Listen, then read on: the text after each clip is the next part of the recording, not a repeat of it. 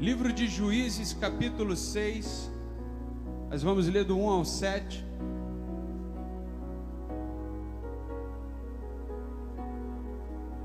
E diz assim a palavra do Senhor: os filhos de Israel fizeram o que era mal aos olhos do Senhor. Presta atenção nessas palavras. Fizeram o que era mal aos olhos do Senhor. O que eles fizeram? Eu preciso que você me acompanhe. Amém? Vamos lá. Fizeram o que era mal aos olhos do Senhor. Mais uma vez, o que eles fizeram?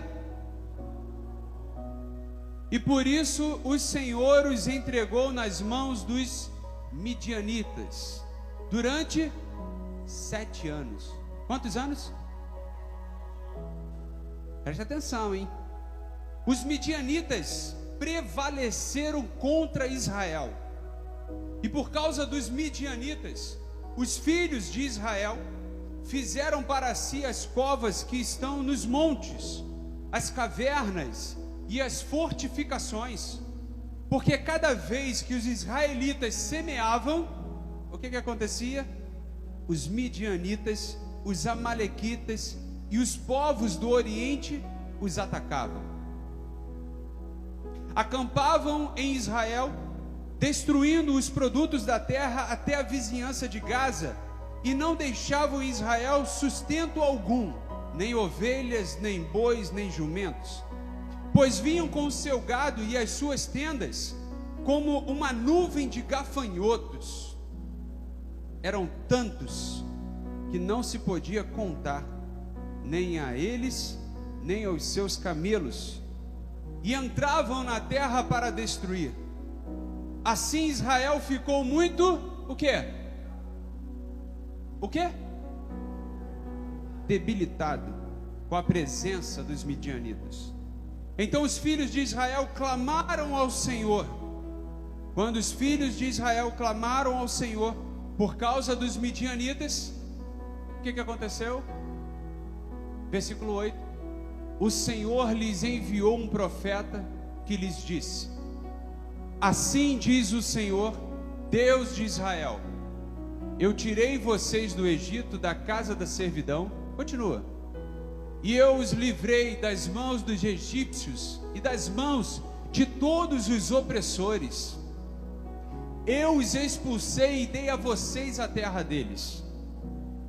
E disse: eu sou o Senhor, o Deus de vocês. Não adorem os deuses dos amorreus, em cuja terra vocês estão morando. Mas vocês não deram ouvidos à minha voz. Vamos parar por aí. Diga comigo esta frase: mas vocês não deram ouvidos à minha voz. Amém. Feche os seus olhos e vamos orar. Santo Deus, te agradecemos pela tua palavra que lemos e pedimos que o Senhor venha nos dar entendimento e sabedoria e uma revelação especial, para que possamos fazer a tua vontade, ouvindo, Senhor, a tua voz. Cuida, Senhor, de cada um de nós, ó Deus. Cuida, Senhor, dos nossos corações, que sejam trabalhados de tal forma, Deus, que a tua palavra seja semeada, Deus, e ela venha crescer, segundo a fé no nosso coração e segundo a tua vontade e o teu querer. Abençoa a tua igreja aqui nesta noite, reunida para louvor da tua glória, Jesus. Cuida de cada um de nós, ó Deus, e não permita que nenhuma distração, que nenhum medo, que nada, Deus, venha roubar a tua palavra nesta noite das nossas vidas. Em nome de Jesus. Eu quero que você dê um amém bem alto, vai. Glória a Deus, aleluia. Vamos lá, irmãos. 2024 está chegando ao finalzinho, nós já estamos em dezembro e nós já temos várias expectativas para 2025. Muitos talvez pensem assim: poxa, eu vou fazer uma dieta e nesse próximo ano vou ficar saradão, saradona, né? Ou talvez alguém pense assim: esse ano, sei lá, eu vou mudar a cor da minha casa, esse ano eu vou mudar um hábito na minha vida, esse ano eu vou entrar numa atividade diferente, esse ano eu vou fazer algo novo, sabe? Esse ano vai ser tremendo para a minha vida. Planos, sonhos, sabe? Pensamentos nascem no nosso coração. pergunto a você, qual é o plano que você tem no seu coração para 2025? Aí talvez você diga assim, pastor, se o senhor soubesse, poxa, tanta coisa que eu não consegui fazer em 2024 e eu espero realizar em 2025. Isso é bom demais. Todo ano eu penso assim, eu vou emagrecer. Todo ano eu penso em emagrecer, mas aí inventa um x-tudo diferente, uma pizza com recheio novo, sabe? Aquela preguiça para malhar, uma loucura, gente. Aí não consigo. Mas 2025 é quase como ano de eleição, irmãos. Eu prometo saúde, eu prometo emprego, é quase isso, é quase como político. Promete, passa 4 anos, tu nem vê o abençoado. É uma luta muito grande. Eu falei que a gente está colocando no aplicativo, né, um plano de leitura, 365 dias lendo a palavra de Deus. É um desafio.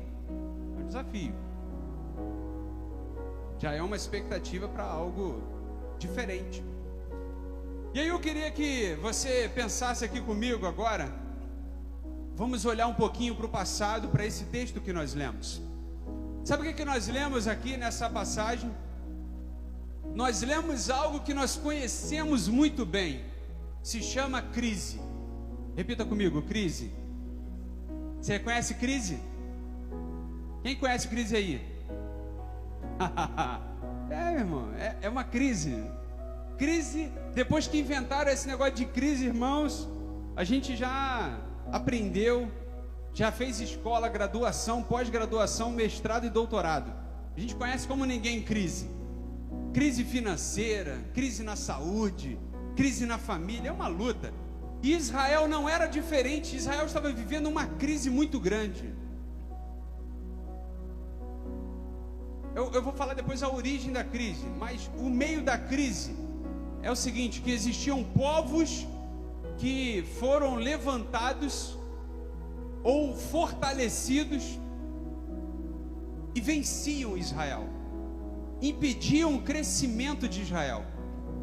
Toda a obra que Israel fazia, esse povo destruía. O nome desse povo, a gente leu ali, eram os amalequitas, os midianitas. E aí eles se levantavam. Imagina você constrói uma parede, vem o vento e derruba a parede.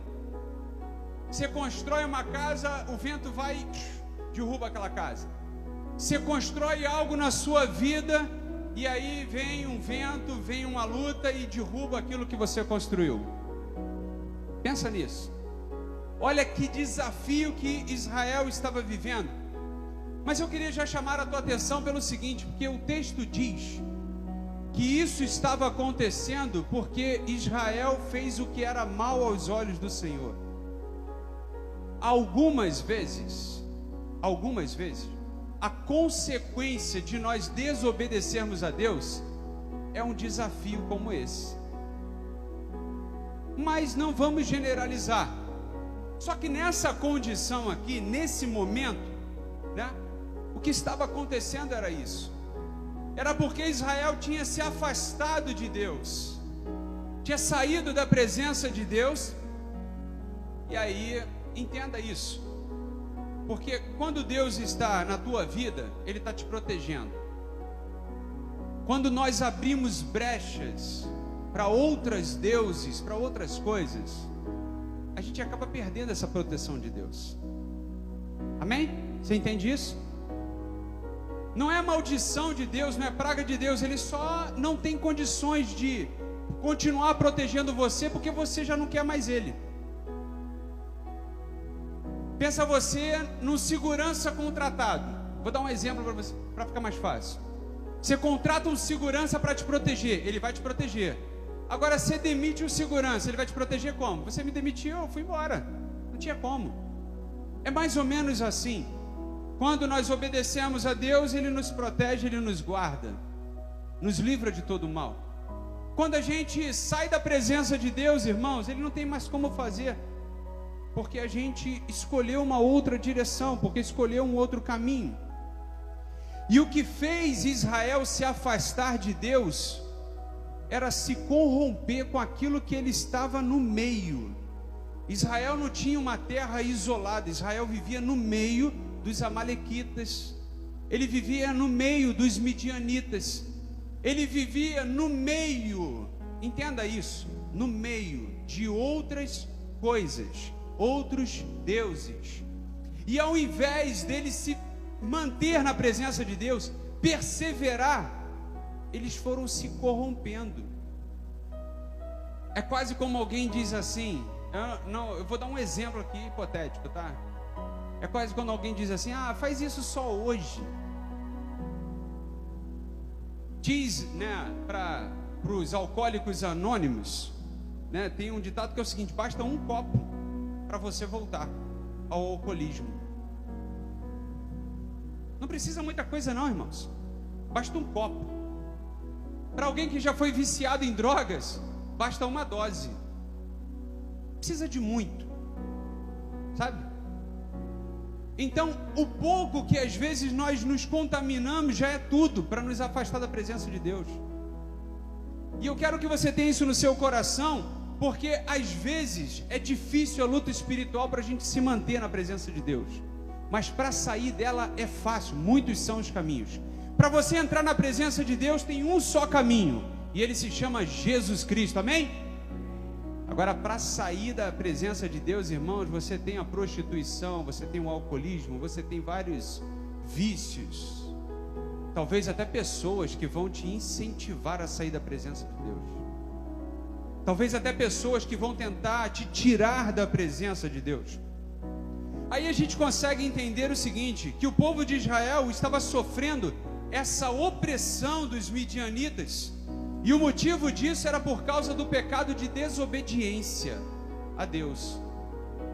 No versículo 7 em diante, você deve ter visto como Deus enviou o anjo para Israel e falando para eles: rapaz, eu tirei vocês do Egito, eu livrei vocês de outras terras, eu conquistei a terra por vocês, e vocês saíram da minha presença, vocês me abandonaram.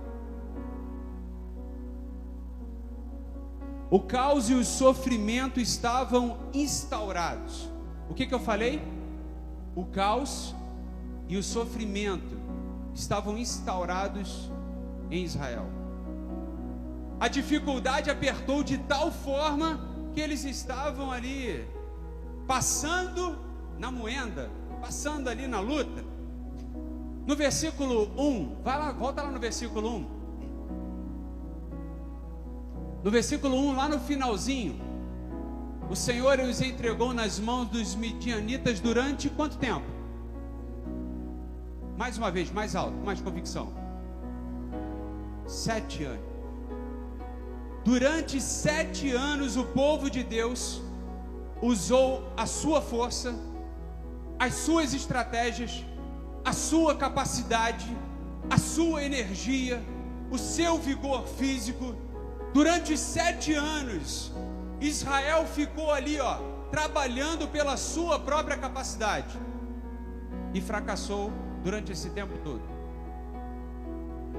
Construiu ali cavernas, fez ali uma série de coisas, mas nada adiantou. E o que eu queria chamar a sua atenção muitas das vezes é para a autoconfiança. Cuidado com a autoconfiança. Cuidado com a autoconfiança. Autoconfiança é você acreditar que você pode, que você consegue. E por mais que os sinais te mostrem que você está no caminho errado, você continua insistindo. Uma vez nós fomos para uma viagem, eu e minha família, né? Aí a gente foi para uma viagem, e aí o GPS falou, vai em frente.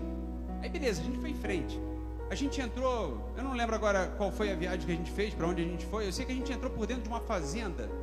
Mas pensa numa fazenda tipo seropédica. Meus pais devem saber melhor. Uma estrada de chão e tal. Aí a gente entrando, tinha mato de um lado, vaca do outro e tal. E o GPS mandando, vai embora, vai embora. No mapa do GPS já não tinha mais nada. Eu falei assim, gente, que loucura. Eu acho que tem alguma coisa de errado aqui. Depois de percorrer 3 quilômetros. Eu demorei 3 quilômetros para falar assim, olha, eu acho que a gente está errado. Eu acho que o GPS está mandando a gente para uma direção errada. 3 quilômetros, irmãos. São mais de 3.000 metros. Eu podia ter prestado atenção logo na entrada, né? Logo no começo. Acabou o asfalto, eu poderia falar assim, poxa, acho que a gente errou. Aí, perguntando lá o GPS, vai GPS, e nada. E não tinha uma alma viva. Não tinha uma alma viva. Eu vi um boi, só que o boi não falou comigo, com uma mula de Balaão, sabe? Não falou comigo. Adriano, volta. Não falou isso. Ela me olhou e falou assim. Eu não entendi, irmão. Eu não aprendi esse dialeto ainda. Deus podia ter enviado, sabe, alguma coisa com mais clareza nas palavras. Aí eu fiquei olhando assim, eu falei, olha, eu acho que a gente tem que seguir a vaca. A vaca falou que a gente tem que voltar, eu acho. Uma loucura. Aí voltamos, e o GPS insistindo, vai naquela direção. Eu falei, cara, esse GPS deve ser do mal, é um inimigo. É quase mais ou menos isso, irmãos. Quando a gente vai confiando na nossa força, nessa autoconfiança, vai dar certo, vai dar certo. Aí minha preocupação é o seguinte, cara, já imaginou alguém acha que a gente está invadindo a fazenda? Aí eu olhei para o combustível, né, de gasolina e GNV, né? Na época eu tinha um carro com GNV, né? Eu falei, meu Deus, se acabar aqui esse combustível, como é que a gente faz para voltar esse carro? Empurrar 3 quilômetros é sofrido. Aí ficamos desesperados, eu falei, não, vou voltar porque não dá não. Mas o que me fez voltar, irmãos, foi o combustível está acabando. Falei, vamos voltar. O erro da autoconfiança, e eu queria chamar a sua atenção para isso. Tem muito cristão hoje em dia confiando na sua própria força, confiando na sua própria capacidade, confiando no seu talento, sabe? Nos seus próprios planos e projetos, confiando em si mesmo. Israel demorou 7 anos, repita comigo, 7 anos, 7 anos, para pensar assim. E eu acho que a gente devia perguntar a Deus. Demorou 7 anos, sofreu demais para isso, para o povo perceber que o verdadeiro triunfo vem quando nós reconhecemos as nossas fraquezas e dependemos completamente de Deus. Demorou 7 anos. Pensa agora em uma área da sua vida, pensa aí, uma área da sua vida que você tem, ou melhor, não tem tido tanto sucesso assim. Pensa numa área da sua vida que, quem sabe, Deus pode te falar o seguinte: até quando você vai continuar confiando em si mesmo e não em mim? Talvez você pense assim, não, isso não acontece. Falei aqui pela manhã. Se você estava aqui, você deve ter escutado quando eu falei que tinha um pastor que orava, né, por 350 pessoas na sua igreja.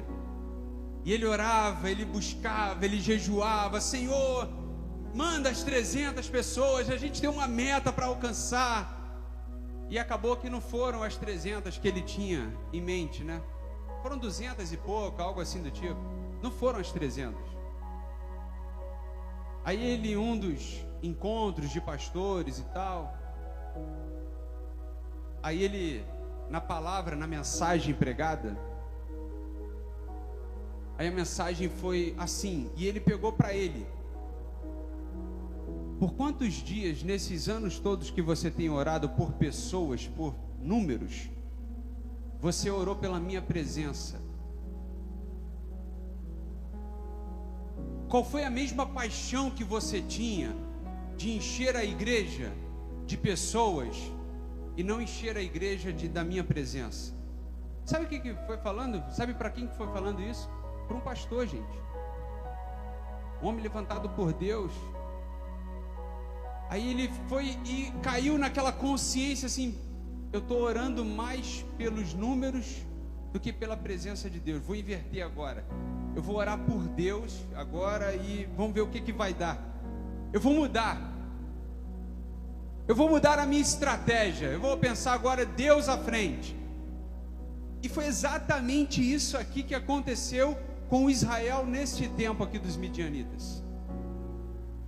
Foi exatamente essa situação.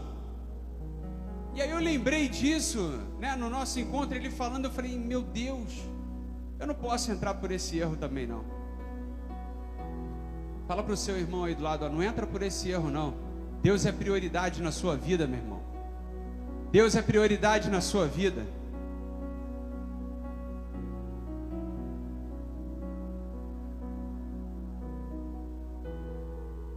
Demorou 7 anos para o povo perceber. Pensa comigo aí. Não perde a sensibilidade não. Não perde a espiritualidade não, irmãos. Não perde o temor não, irmãos. Não perde a reverência não, irmãos. Que talvez você fique aí 7 anos na mão de outra pessoa que não é Deus. Não perde a direção, não perde o propósito. Não perde o objetivo. Não perde aquele primeiro amor que você começou na caminhada tão linda, tão boa. Não perde isso não. Não deixa que o tempo te canse. Não deixe que as vitórias te cansem. Irmão, outra coisa que eu quero te falar sobre autoconfiança. Juízes capítulo 16, no versículo 20. Na parte C desse versículo é a história de Sansão e Dalila. Aí a Dalila vem procurando, né, tirar a força de Sansão. E aí ela fala, Sansão, o que te dá essa energia toda, essa força? Red Bull? É o Monster? Não, não é isso não.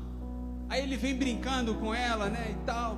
Até que nesse versículo 20, na parte final ali, ele fala para ela, olha, eu sou narizireu de nascença, eu não posso raspar a minha cabeça. Aí ela... Aí ele pega no sono, ela raspa a cabeça dele, chama os filisteus, e aí no versículo 20, na parte C, ele vai dizer assim: vou sair como nas outras vezes e me livrarei. A confiança, a autoconfiança dele. Essa não vai ser a única, não vai ser a primeira, não vai ser a segunda, não vai ser a última vez que eu vou me livrar das garras dos filisteus. Mas o que ele não sabia ainda era o que, irmãos? Que Deus já tinha saído ali da presença dele, que ele já tinha perdido a presença de Deus. O que ele não percebeu ainda é que o Senhor havia se retirado dele.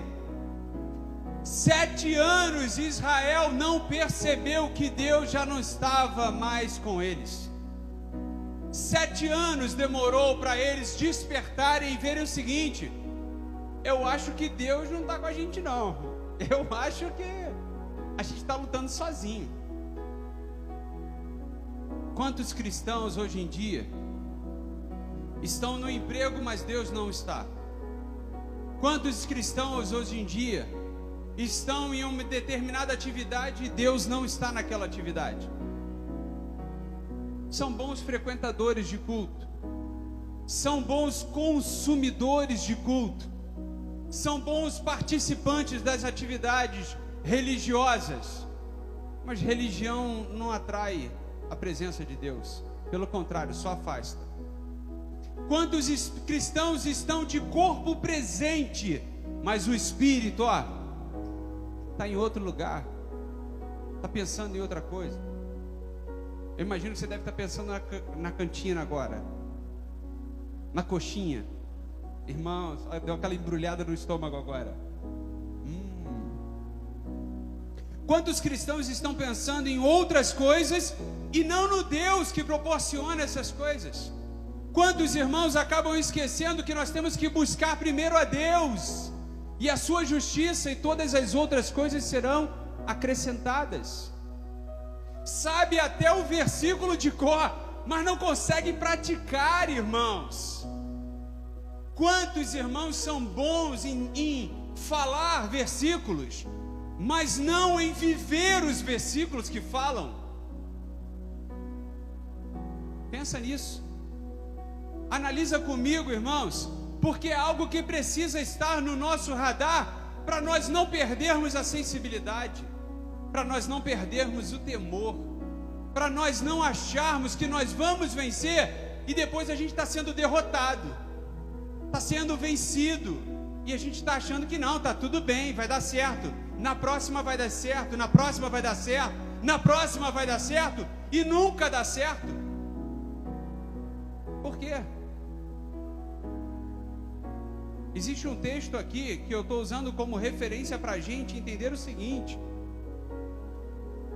Deus, repita comigo, Deus é o início e o fim, e todas as coisas são possíveis nele. Todas as coisas, sabe? O problema é que muitas das vezes a pessoa separa a parte material da parte espiritual. Não, espiritual é uma coisa e material é outra. Não, peraí, a parte financeira é uma coisa e a parte espiritual é outra. A parte familiar é uma coisa e a parte espiritual é outra. Não é. Tudo começa em Deus, tudo termina em Deus. Sua vida financeira começa e termina em Deus. Sua vida familiar, sua vida conjugal, sua vida espiritual começa em Deus e termina em Deus. Em Deus você pode todas as coisas. Em Deus você conquista todas as coisas. 7 anos, milagres, sinais e prodígios. A partir do versículo 7, Deus está falando através do anjo, dizendo o seguinte: eu fiz sinais e prodígios, eu livrei vocês como ninguém livrou, o mar se abriu, vocês passaram por uma terra seca, e vocês ainda não perceberam que eu sou o Criador de todas as coisas? Era isso que Deus estava dizendo para eles. Rapaz, o que mais vai ser necessário para você perceber, para você despertar? Tem um ditado popular que diz que o pior cego é aquele que não pode, não quer enxergar, não pode enxergar. Trazendo isso para a nossa realidade espiritual, a pessoa mais difícil, irmãos, é aquela com o coração cauterizado. É aquela que o coração não se quebranta por nada. É aquela que não consegue enxergar os próprios erros. Por mais que veja, por mais que ouça, não muda nada. Não muda nada. Não performa nada para Deus.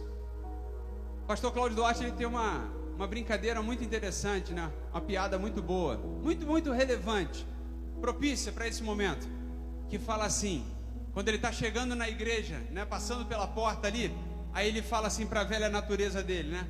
Olha, espera aí na porta que eu vou cultuar a Deus, daqui a pouco a gente se encontra. Termina o culto, aí ele pega a vida antiga de volta e vamos embora para casa, vamos. Muitas das vezes tem crentes assim, que acha que mudança, que transformação é só da porta para dentro. Na verdade não, irmãos. Novidade de vida é todos os dias. É a partir do momento que você diz assim: Deus, eu quero o Senhor na minha vida. Aí a mudança acontece em todas as áreas. Você muda em tudo.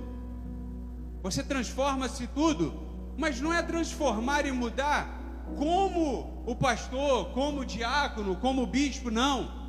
É transformar e mudar como Cristo. É sermos a imagem e semelhança de Cristo. É buscarmos isso. E gente, isso é uma luta que a gente tem diariamente contra nós mesmos. É você lutar contra você. Não é você lutar contra os outros. É você lutar contra você mesmo e falar assim: olha, eu tenho que vencer isso na minha vida. A Bíblia vai dizer o seguinte: resistir ao diabo e ele fugirá de vós. Resistir ao diabo, ele fugirá de vós. Mas por que você consegue resistir? Como que você consegue resistir? Porque o Espírito Santo de Deus está dentro de você, meu irmão. É por isso que você consegue resistir. É por isso que você consegue vencer. É porque Deus está dentro de você. E o que o inimigo vai tentar fazer é tirar essa presença de Deus da sua vida. Talvez com mentiras, talvez com acusações. Mas diga para essa pessoa aí do seu lado, ó, hoje é dia de mudança. Hoje é dia de mudança. Não espere 2025 para mudar. Muda agora. Muda nesse momento. Sabe? Não espere. Não espere um novo ano. Vou esperar o romper do ano. Eu vou esperar para acertar isso na minha vida. Eu vou esperar para fazer isso. Não, começa agora. Começa a performar agora. Começa a fazer agora. Se você não tem disposição para acordar cedo e arrumar a sua cama, começa agora. Agora não, porque você não tem por que arrumar agora. A não ser que ela esteja bagunçada. Você tem um hábito de arrumar a sua cama? Eu não vou nem olhar. Você tem um hábito de arrumar a sua cama? Não, eu vou ter que olhar. Fiquei curioso agora.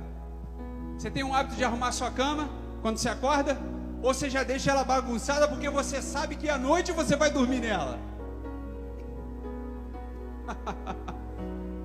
Você deixa a sua louça empilhar, né? Porque ela vai se sujar mesmo, né? Então, assim, deixa aquela louça empilhada por 2 dias. Você deixa aquela roupa secando no varal por 1 semana. Irmãos, são nessas pequenas coisas que nós vemos resultado, irmãos. É uma vitória. Olha, eu vou te falar, você acordar e mudar ali a sua cama, organizar o seu quarto, organizar a sua vida, organizar os seus pensamentos. O que eu vou fazer hoje? O que eu vou fazer hoje? É pensar nisso. O que eu vou fazer hoje? Aí aquela corda tá ali te chamando, cheio de roupa. Oi, oi. Olha eu aqui, ó. Oi. E você ignorando ela. Depois de 1 semana você vai pegar ela, tá com cheiro de fumaça. Ah, o vizinho tacou fogo. Aí, irmãos, isso é normal, né? Isso é normal, né? Tá vendo? É uma loucura. Aí você fica chateado com o vizinho que tacou fogo. Se ele soubesse que você deixou a roupa na corda 1 semana, tava uma loucura. Irmãos, não procrastina não. Faz aquilo que você tem que fazer. Você vai se sentir bem. Desorganização gera um desconforto. Pensa nisso. Não deixa que os seus olhos se acostumem com a sua casa desorganizada. Não deixa que os seus olhos se acostumem com a sua vida desorganizada. Organiza. Organiza o horário ali para você estudar. O horário para você meditar na palavra de Deus. Olha só. Eita. Organiza esse horário. Não, hoje eu vou ler a Bíblia. Aí tu vai ver que alguém vai bater lá na tua porta. Ô mãe. Ô pai. Alguém vai te tirar. Ô vô, me ajuda aqui. Alguém vai. Você vai falar assim: olha, eu amanhã às 9 horas vou fazer algo para Deus.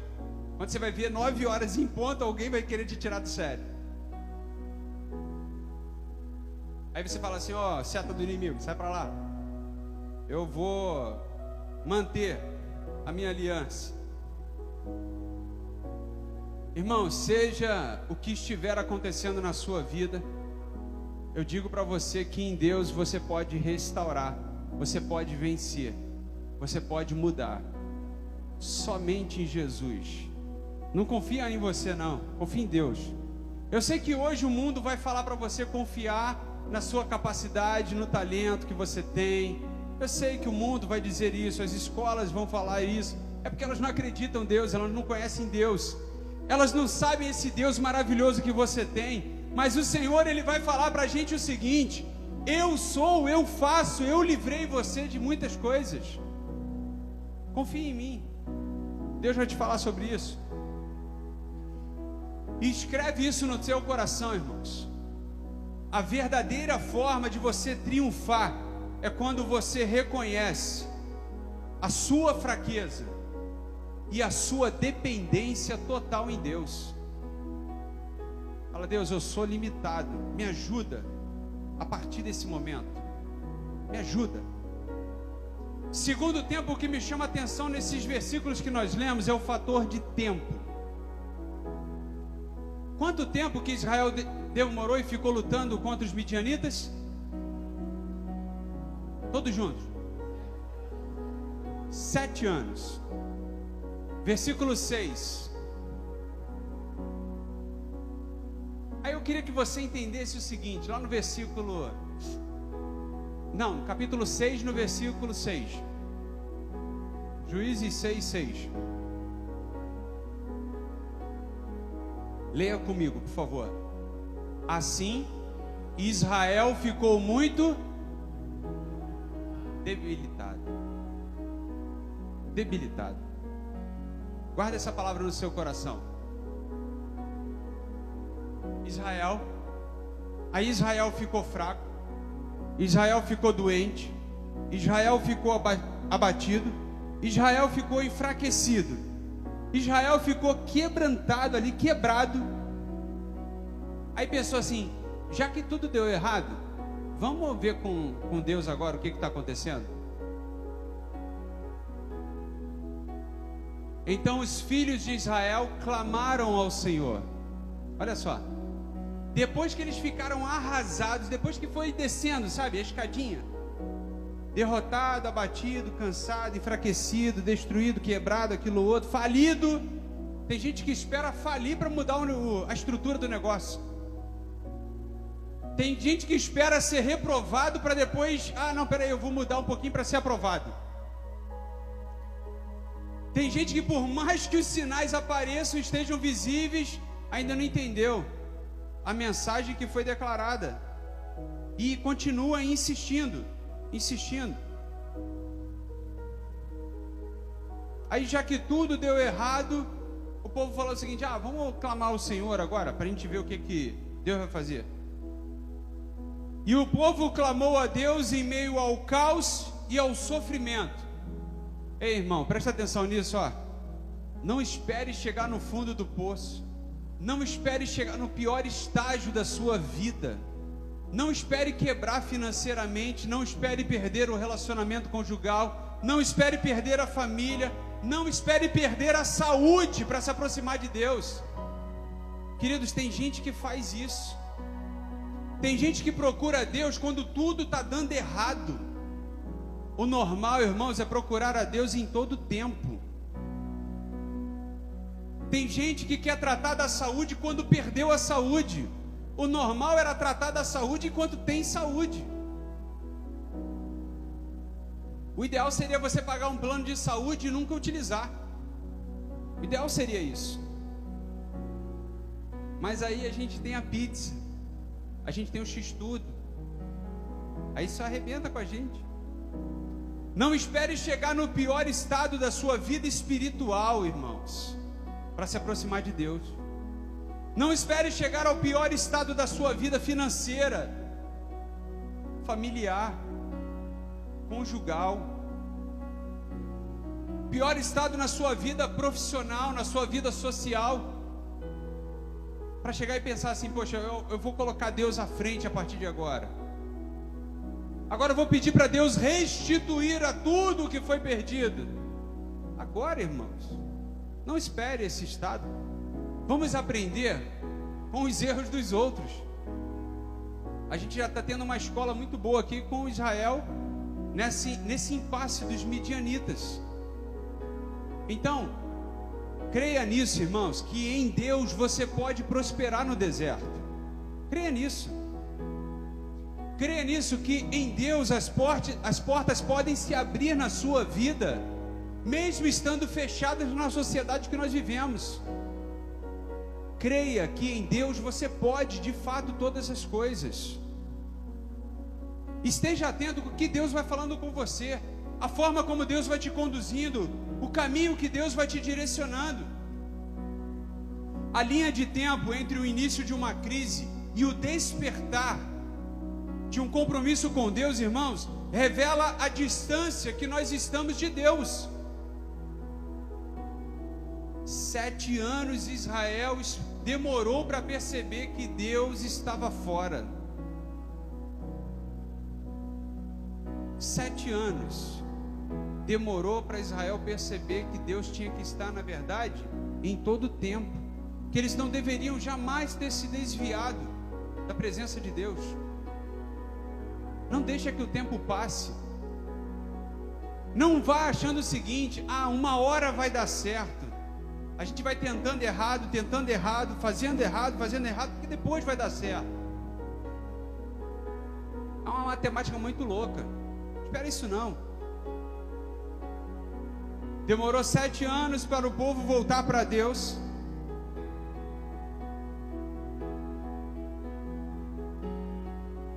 Mas entenda, Deus é tudo aquilo que nós precisamos, amém? Eu não lembro aqui na palestra quantos anos. Eu acho que foi 1 ano que o pastor ficou orando, pedindo a Deus pela numerologia, né? Para o desafio dos 300 pessoas. 1 ano orando, pedindo a Deus, e 1 ano esquecendo de Deus. Isso é um outro detalhe também que acontece. A gente às vezes quer os milagres de Deus, mas não quer o Deus de milagres. Vê se você consegue entender. A gente quer o que Deus pode nos dar, mas a presença de Deus a gente meio que ignora. Ou até a gente acha o seguinte: está subentendido que eu quero a presença de Deus. Tá nada, irmãos. Tá nada. Está subentendido não. A gente tem que querer desejar a presença de Deus em todo momento. E eu não estou falando isso para você frequentar mais a igreja, não. Não é para isso. Eu não estou dizendo para você porque você tem que vir aos cultos, você tem que vir na obra, não. Eu quero dizer para você, irmãos, que a sua vida espiritual, a sua intimidade com Deus, estando ruim, ela vai afetar toda a sua estrutura. Se a sua vida espiritual não estiver boa, nenhuma das outras áreas estará boa na sua vida. Pensa no seguinte: o que adianta você ganhar esse mundo todo e perder a sua salvação? O que adianta você ser rico, próspero, milionário? Seria bom se não se perdesse. O que adianta você ter tantas coisas nessa terra e tudo que você tiver parar aqui nessa terra, nada ir para a eternidade? O que adiantaria, irmãos? A única coisa que Deus pede e quer é a nossa dependência, a nossa devoção.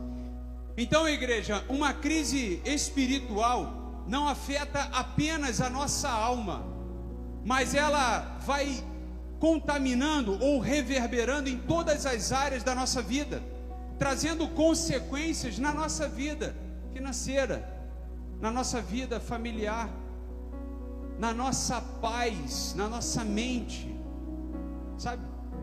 Em todas as áreas. O nosso relacionamento com Deus, estando ruim, afeta todos os outros relacionamentos.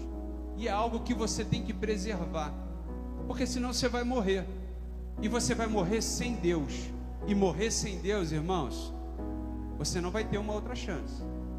Você não vai ter uma outra oportunidade. A oportunidade que você tem é agora, é nesse momento. Então, eu queria que você repetisse comigo essa oração: Deus, se eu estiver errando em alguma área da minha vida, me ajuda a mudar agora. Me dá força. Isaías capítulo 40 vai dizer que Ele dá força ao cansado. Olha só. Ele renova as forças. Então Deus tem que te renovar. Você tem que estar renovado. Você tem que estar fortalecido. Porque Deus é o mesmo de ontem, de hoje e sempre. Ele não muda. O que muda somos nós. Nós mudamos.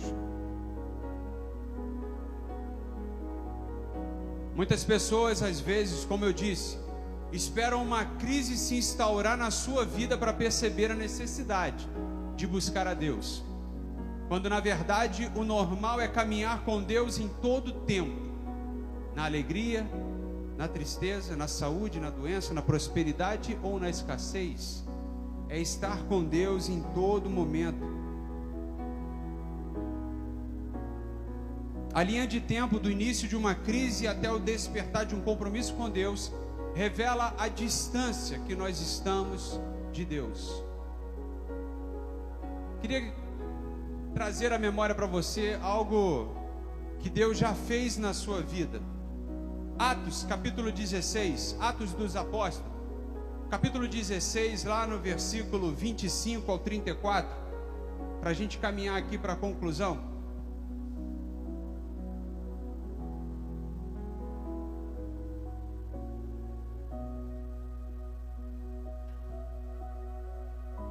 Existem alguns personagens aqui, e um dos principais aqui é Paulo e Silas.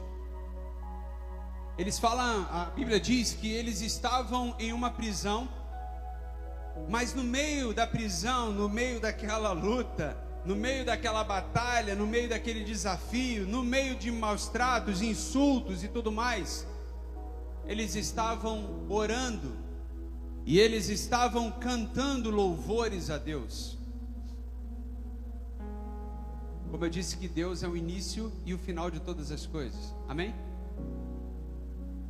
E diz assim que por volta da meia-noite, Paulo e Silas oravam e cantavam louvores a Deus, e os demais companheiros de prisão escutavam.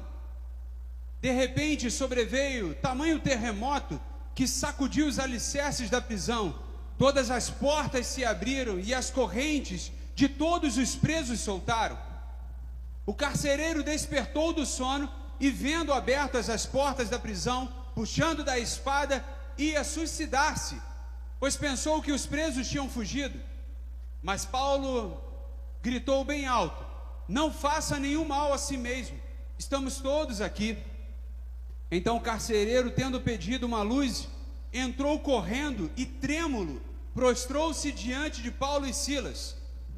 Depois, trazendo-os para fora, disse: senhores, que devo fazer para ser salvo? Que devo fazer para que seja salvo?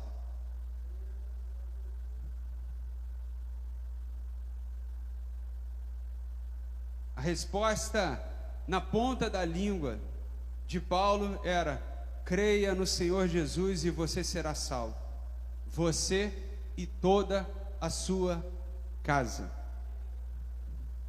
Você e toda a sua casa. Olha o sobrenatural que aconteceu na vida de Paulo e Silas. Se tivesse sido eu, irmãos, talvez eu tinha metido o pé da cadeia. E se fosse você? Você ia falar o quê? Rapaz, Deus me livrou, vou meter o pé daqui, Deus abriu as portas, vou meter o pé. Aproveitar, vamos embora, galera. Vem comigo que vocês estão em boas mãos. Viu o que eu fiz, né? Aí, vem comigo, vamos embora. Me segue, manda um like. Hoje o movimento é esse. Me segue, irmão, vamos embora. Viu aí, ó? Mas Paulo continuou lá. Olha que interessante, irmãos. Porque o plano de Deus, na verdade, não era libertar Paulo e Silas.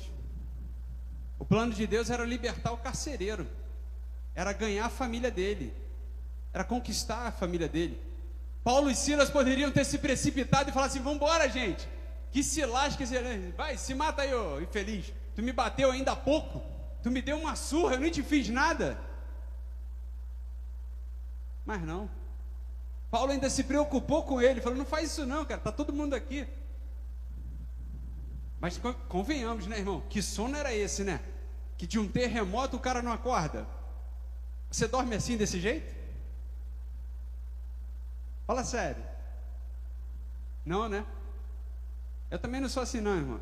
Um zumbido do mosquito já me acorda, querendo conversar de madrugada. Fala sério, hein? Ainda bem que eu não moro mais em Seropédica, porque Seropédica também os mosquitos conversam. Grilo, perereca, rã, essas coisas todas. Todo mundo cantando. Agora não, porque está seco, né? Se estivesse chovendo, rapaz, aí os bichos ficam gritando lá atrás. Uma loucura. Terra boa, saudade seropédica. E aí, tamanha foi esse sinal, essa maravilha que tinha acontecido. Mas Deus tinha uns planos diferentes para esse propósito. E aí o carcereiro olhou para aquela situação, olhou para aquilo ali, e ele perguntou para eles: o que eu preciso fazer para ser salvo? Irmãos, é dessa maneira que as pessoas precisam olhar para a nossa vida e ver a glória de Deus na nossa vida e falar assim: meu irmão, o que eu preciso para ser salvo? O que eu preciso para conhecer esse Deus? Então, se você tem o hábito de mostrar derrota para os outros, para de mostrar derrota para os outros. Mostre o Deus de milagres que você tem. Mostre o Deus de maravilhas que você tem. Sabe aquele crente murmurador, chato pra caramba, que toda hora, ai que Deus, sabe, Deus não tá, meu Deus, olha, eu tô passando por uma luta, só derrota. Tu para 5 minutos com um abençoado, ele não fala uma vitória, é só derrota, só reclamação. Pensa nisso, fala: não, rapaz, aí tem um negócio maneiro. Poxa, que negócio é esse? Ó, rapaz, de sucesso. Sucesso! Que negócio é esse? É Deus. Ah, fala sério, isso aí não é novidade. Irmãos, a glória de Deus na nossa vida precisa contagiar as outras pessoas, irmãos. Você precisa eu estava passando pelo calçadão, sabe? Eu estava passando pelo calçadão e uma multidão de pessoas e barraqueiros e uma série de coisas. Não vá ao calçadão de Campo Grande, porque é uma luta, irmãos, para você conseguir passar. Eu estava orando ali, falando assim: Deus, o Senhor abriu o mar vermelho, abre essa calçada, Senhor. Abre essa calçada que eu preciso passar. Uma luta muito grande. E um calor violento.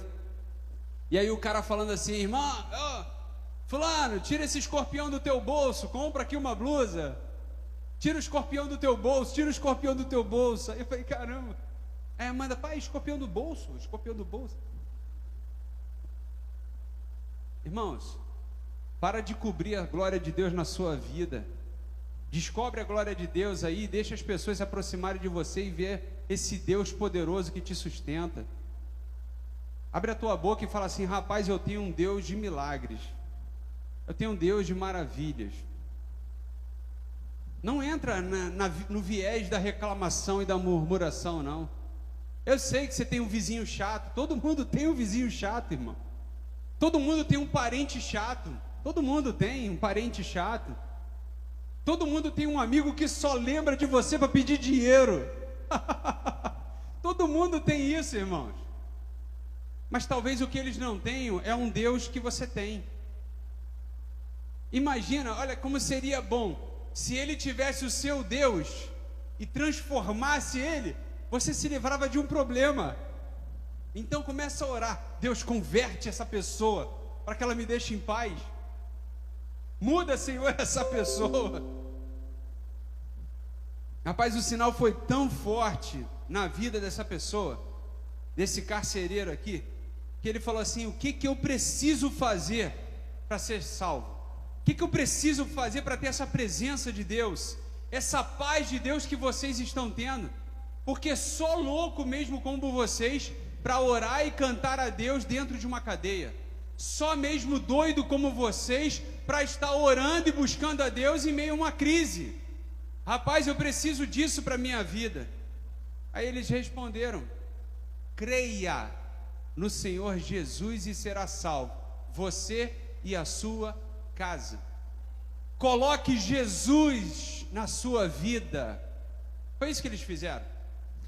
7 anos demorou para Israel perceber e colocar Deus à frente. Houve um evento como esse na cadeia para o carcereiro perceber que a presença de Deus era tudo. E aí eles foram e apresentavam: olha só, Jesus é tudo que você precisa, não só você, mas também a sua casa. E pregaram a palavra de Deus ao carcereiro e a todos os que faziam parte da casa dele. Naquela mesma hora da noite, cuidando deles, lavou-lhes as feridas dos açoites. Logo a seguir, eles e os membros da casa deles foram batizados. Olha a mudança que aconteceu. Olha a mudança que Deus fez na vida desse homem através das lutas e aflições de Paulo e Silas. Queridos, através da sua luta, quem sabe pessoas podem se render a Cristo. E seria bom para nós, seria bom para você isso. Seria bom que o vizinho olhasse as suas lutas e falasse assim: caramba, você não desiste. O que te faz não desistir? Resposta, irmãos, é Deus. Sabe? É Deus que renova as minhas forças. É Deus que me sustenta. É Deus que me fortalece. Isso é colocar Deus na sua vida. O que faz para você ter sucesso na sua vida profissional? É Deus. É Deus que faz isso. E quando você não tem sucesso, é porque você não aprendeu ainda a matéria, tem que repetir. Então, pensa nisso, coloca no seu coração, com carinho, com amor. E até quando? Pensa nisso, o tema dessa noite, eu nem sei se eu falei. Eu falei? Nem lembro, mas vou falar agora no final. Até quando? O tempo de mudança tem que começar agora, irmãos. Nesse momento, na sua vida. A Bíblia vai dizer o seguinte: entrega o teu caminho ao Senhor, confia nele, e o mais ele fará. A gente tem a palavra de Deus hoje, e a palavra de Deus é bênção para a gente, irmãos. A palavra de Deus, ela vem como uma bússola para a gente não sair da presença de Deus. Ela vem como uma direção para a gente não se afastar de Deus. Por isso que a recomendação de Deus para Josué foi: medita na palavra de dia e de noite, a todo momento, se alimente da palavra de Deus. Mas às vezes a gente se alimenta da Netflix, às vezes a gente se alimenta de tantas outras coisas, e Deus a gente ignora, mas quer sempre o milagre de Deus. Mesmo assim, Deus estará sempre pronto para te socorrer, para te ajudar, mas que essa ajuda traga mudança para a sua vida e para a vida das pessoas à sua volta, porque a glória de Deus sendo revelada em você, irmãos, ela não para somente em você, ela vai alcançar os seus familiares também. Amém? Feche os seus olhos e vamos orar. Maravilhoso Deus, em nome de Jesus, te damos graças, ó Deus, pela tua obra nas nossas vidas, pelo teu amor que nos alcançou, pela tua palavra compartilhada nessa noite, Deus, com a tua igreja. Venha fortalecer, ó Deus, a cada um, Deus, cada pessoa aqui neste lugar, cada lar aqui representado, que seja sustentado pela tua poderosa mão, ó Deus. Aqueles, ó Deus, que às vezes saem da tua presença, se desviam dos teus propósitos, que o Senhor possa restituir, trazer de volta a tua presença, Senhor. Venha, Deus, abençoar o nosso entendimento, o nosso coração, para que possamos priorizar o Senhor, porque a tua promessa é essa, que se buscarmos o Senhor, as outras coisas serão acrescentadas. É o pacote completo, é melhor do que os pacotes que nós temos aí na internet, que são mentirosos. Mas o Senhor é fiel, ó Deus, o Senhor é imutável. Por isso, Deus, continua, Deus, despertando a cada um de nós, sustentando a tua igreja, Deus.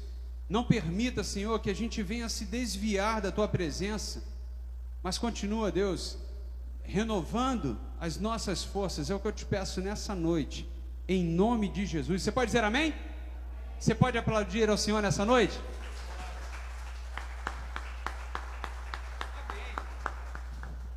Se você acredita nesse Deus, fique de pé e vamos encerrar o nosso encontro, orando ao Senhor.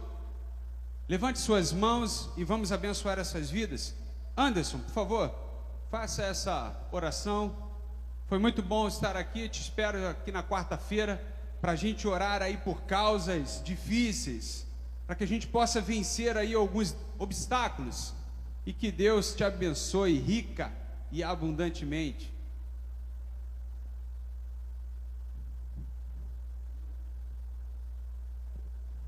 Amém. Nós oremos.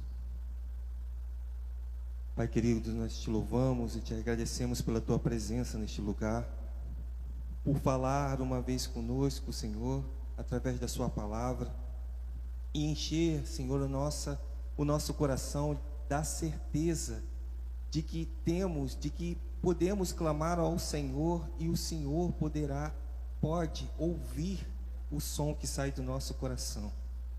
Entendendo isso, Pai, entendendo essa verdade maravilhosa, nós te pedimos pela vida de cada pessoa que tem depositado ao teu altar, Senhor Deus, a esperança em Ti, de que algo maravilhoso venha acontecer, Senhor.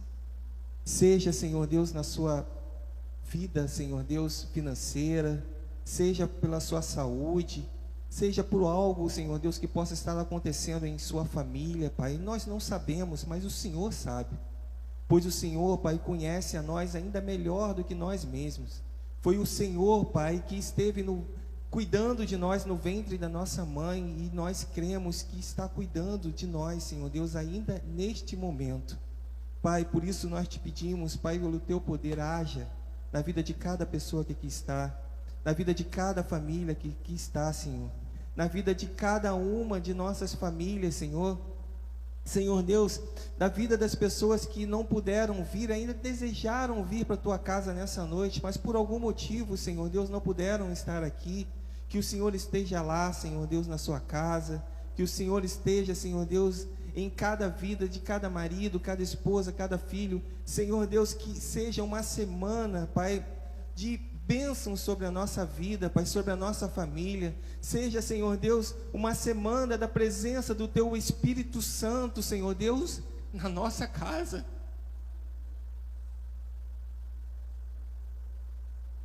Na nossa vida. Tu disseste, Senhor, pela Tua palavra, que aonde pisarmos a planta dos nossos pés, ali seria abençoado. Mas não há como haver bênção sem a Tua presença, Senhor. Que a Tua presença esteja sobre a nossa vida. Que esta palavra que mais uma vez foi exposta nessa noite pelo Teu Filho na sua casa, possa estar gravada no nosso coração. Que tudo que aconteceu na Tua casa, Senhor Deus, desde da manhã, Pai, a Sua palavra, tudo que aconteceu aqui, possa estar gravado em nossos corações. E que o Senhor, Pai, possa guardar a nossa vida e continuar falando aos nossos ouvidos quando sairmos para essas portas. Porque estaremos à mercê, Senhor Deus, do mundo. Vivemos nesse mundo, mas o Senhor disse que nós não somos desse mundo. E crendo que nós não somos desse mundo, também cremos que o Senhor poderá continuamente falar aos nossos ouvidos e mostrar a nós, Senhor Deus, aquilo que temos feito. Aquilo, Senhor Deus, que se apresentará diante de nós, Senhor, para que nós não venhamos pecar contra o Senhor, para que nós não venhamos nos distanciar do Senhor, Pai. Como foi dito nessa noite, Pai querido, que nada venha impedir que com a Tua vontade venha a prevalecer, Senhor Deus, através das nossas vidas. Porque eu creio, Pai querido, que aqui há pessoas que o Senhor tem levantado para que o Teu nome seja exposto, Senhor, para que o Teu nome seja proclamado, Senhor Deus, e que assim, Senhor, vidas venham ser salvas através de cada um de nós, Senhor. É o que te pedimos nessa noite. Seja conosco, Pai, quando saímos por essas portas. Guarda nosso caminho, guarda nossa vida, e que ao chegarmos na nossa casa possamos sentir a mesma presença que sentimos aqui na sua casa, Senhor, a presença do Teu Espírito Santo, Pai. Muito obrigado por tudo, Pai querido. Amém e amém.